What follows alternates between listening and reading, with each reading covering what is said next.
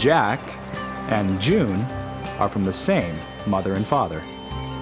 June is an individual who descends from multiple races. Jack is black.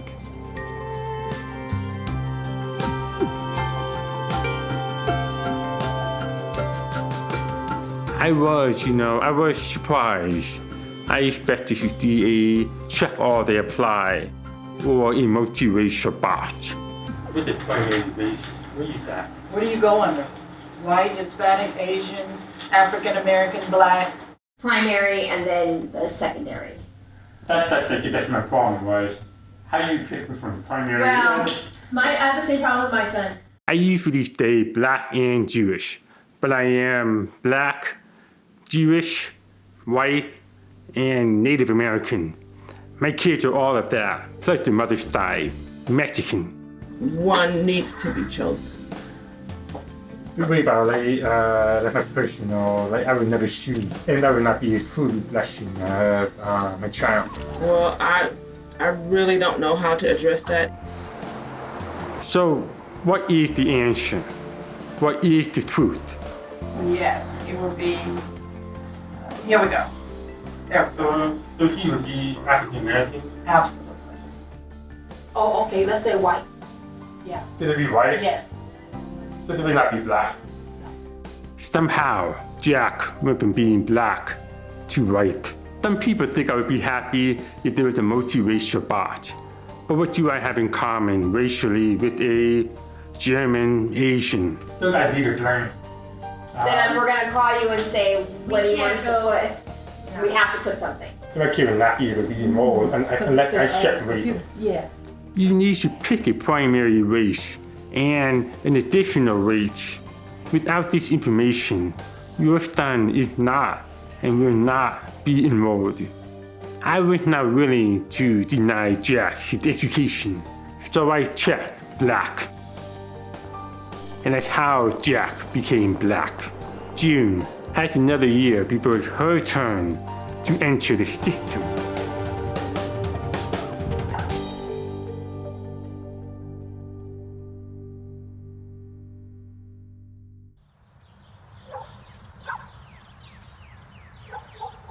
This is where I grew up, Standards Day.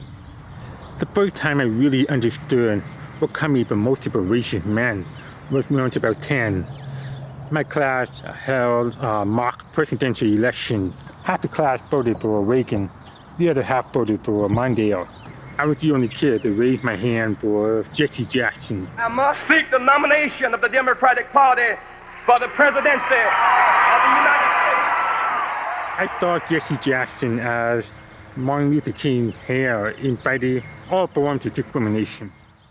See that bench over here? First stuck in gray. They used to, throw a pile on me, rip up my shoe, and they would throw it over the bench just because I was deaf. My father brought me up here to the mountain. He wanted to tell me that I could handle it, because I came from a long line of people who had overcome great obstacles. Slavery, segregation, Holocaust, interracial marriage.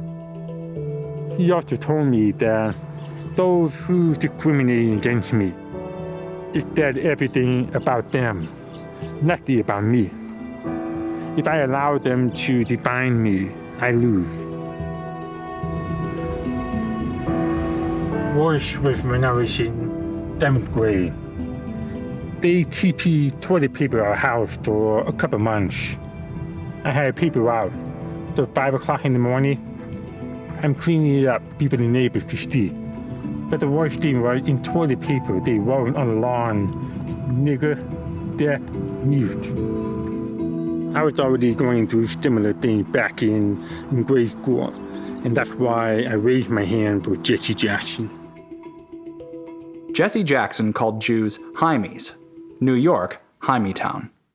My grandfather lived in New York, and here was Jesse Jackson called the Jews, like him, Hymy. In my 10-year-old mind, it was the first time I felt torn between my racial identities. When I put down the racial lens, I was able to look to his character. Being born to a black father, to a Jewish mother, that it was impossible for me to be anything other than Eli.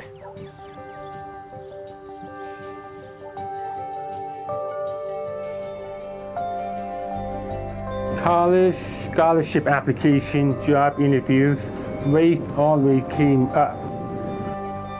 I applied to UCLA in the early 90s. I had about a 3.7 GPA, 1,100 SDCs. At best, I was the long shot. When Eli filled out his college applications, he felt the same old conflict many multiracials feel. Should he check the black box and inflate his GPA from 3.7 to 4.0 or higher? But he had actually earned that 3.7. Should he ignore the urgings from teachers and counselors to exploit this perfectly legal racial preference and instead check all that apply? But he was informed that if he did that, showing he was of mixed race, he would just be placed into the black box anyway. He considered opting out and leaving the boxes blank, but again, he was informed that he would likely land in the white box. The decision of how to identify himself racially was at this moment tied to his future possibilities. I felt like I was part of a sham. I left the boxes blank. I did not get in. Maybe my father was wrong. The way our society, government, institution, universities, corporation, people, the way we value skin color. Maybe that really does define me. But what I really worry about are my two kids, Jack and June. What is the mist? A mist? As a parent, which way do I teach them to go? The way of identity politics, game the system, use whatever race that gives you the advantage in whatever situation, live one way at home and one way out in public?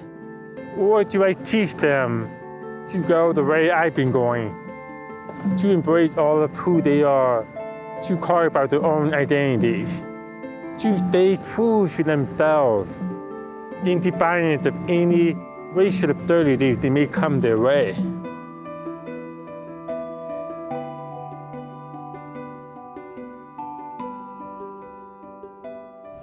Now this is your great-grandpa Shelby, right? And this is your great-grandmother Ruth. It reminds me of one of my favorite stories growing up. My father's birth in Chicago, 1946. My grandmother showed up at the hospital, full labor, and the nurses put her into the maternity ward. My grandfather, after parking the car, then shows up looking for his wife. And the nurses realized, oh, okay, this baby's not gonna be white. Where do you think they stand when they started color? Get out. Get out. They pushed her into the elevator. They went down into the basement and into the color maternity ward. What's that? That's for black people. They want to keep black people, white people separate. So your great-grandfather, your grandpa Shelby was born in the basement. Born in the basement. How high, Jim? How high? My grandparents were the most human of human beings. But that morning that my father was born, they were stopped from being fully human. 1, 2, 3. Using race to identify people is poison, and it's always done in the name of good.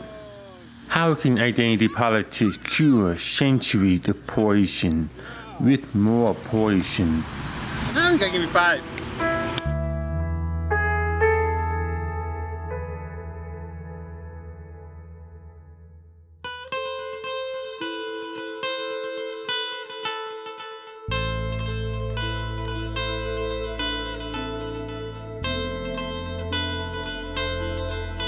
My grandfather and his family had to check a race box when the Nazis invaded Poland. Jack and June now live in an America that grows more determined to track people by race and ethnicity. This, of course, is done with the best of intentions, to correct past injustices and current inequalities. Eli knows that one day he will have to explain to them why he thinks this is wrong. Growing up in Radom, Poland, Eli's grandfather lived in a world that never knew him as an individual, but only as a member of a despised group. My grandfather, after he left Radom, never ever wanted to come back here. He had no desire, so I'm the first person in the family who's come back. This is not what I imagine Radom would look like. I always thought it would be a small little village, like pillar on the roof or something like that. But this street is not where my grandfather came from in Radom. Eli's grandfather's 6 older sisters raised him. When the Nazis came, his sisters, believing that the women would be spared, told him to flee. He was caught. He then escaped from a Nazi transport train with other men and was the only one to survive the gunfire, with 2 bullets in his back. The Russians arrested Eli's grandfather on the charge of being a German spy, and he was sent to Siberia. There, for the first time, he met Eli's grandmother. I think this is it.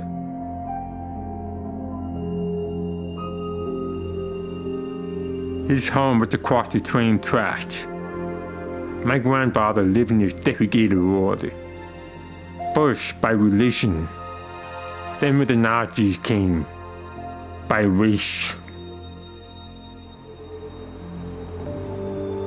Eli's grandfather's 6 sisters were murdered in Majdanek.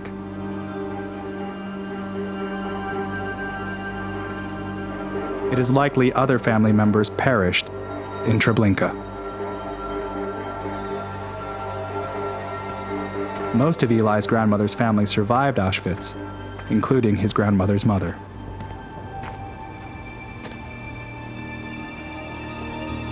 I never understood, until coming here, that the Holocaust that my grandfather survived was in fact in racial order.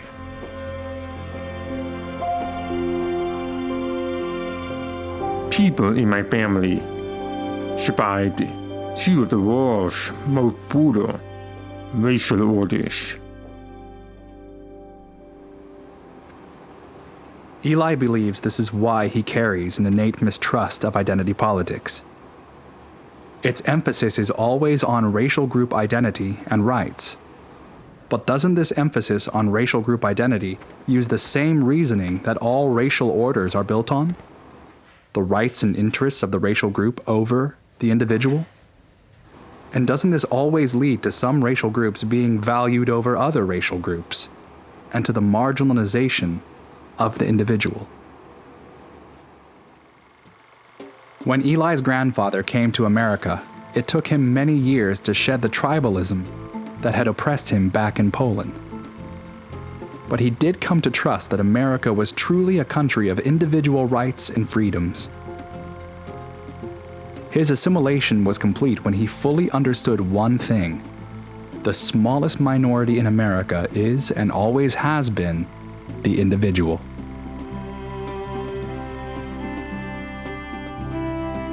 My grandparents, daughter of the American Revolution and enslaved slaves, married at the height of segregation. My parents married on January 1st, 1967, when race riots were raging. Even Jack and June's maternal grandparents, the descendant of the original Mormon settlers, and an immigrant from the Sonora Mountains of Mexico. All of these people in Jack and June's family understood on some level that the courage to be an individual was ultimately the only answer to a racial order of any kind. Though America's founding fathers failed to grant its right to all Americans for centuries, Jack and June come from a line of Americans who refuse to be racially masked. Today, as identity politics tightens grip in the midst of a multiracial baby boom, America stands at yet another racial crossroads. It is my hope that Americans will begin to move from asking, "What are you?" to "Who are you?" After all, I have a strong feeling that the more Jack and June learn about the complex history, they will find it impossible to be anything other than Jack and June.